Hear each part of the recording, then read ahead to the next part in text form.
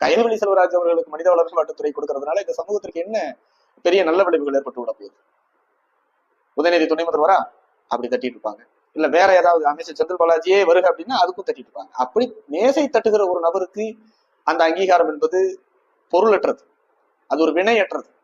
ஆனால் இந்த நெருக்கடிக்கு திமுக ஆளாகி இருக்கிறது இல்லையா, அதுதான் தேவேந்திர குல வேளாளர்கள் திமுக சொல்லக்கூடிய செய்தி. இப்ப என்ன, அவங்களுக்கு மனிதவள மேம்பாட்டுத்துறை அமைச்சரா கொடுத்த உடனே நடக்கக்கூடிய படுகொலைகள் எல்லாம் தடுத்து நிறுத்தப்பட்டுருமா? இல்ல தேவேந்திர குல வேளாளர்கள் மீது இவ்வளவு கொலைவெறி தாக்குதல் நடத்தி கொண்டிருக்கக்கூடிய கொடுமையான கொலைகளை கூலிப்படையின் மூலமாக செய்து கொண்டிருக்கிற கூட்டம் எல்லாம் நாளைக்கு காலையிலேயே அடங்கி ஒடுங்கிருமா? தேவேந்திர குல வேளாளர்கள் மக்கள் மத்தியில ஒரு பெரிய வசந்தம் வீசிருமா? சமூக அமைதி நிலவிடுமா? சமூக அந்தஸ்து கிடைச்சிருமா? இல்ல மாஞ்சோலை மக்களுக்கு வாழ்வாதாரம் மீட்டு கொடுக்கப்பட்டுருமா? இல்லை பேக்லாக் வேகன்சி அப்படிங்கிற அழைக்கப்படக்கூடிய பின்னடைவு காலி பண்ண இடங்கள் எல்லாம் நிரப்பப்பட்டிருக்குமா? எதுவும் நடக்காது.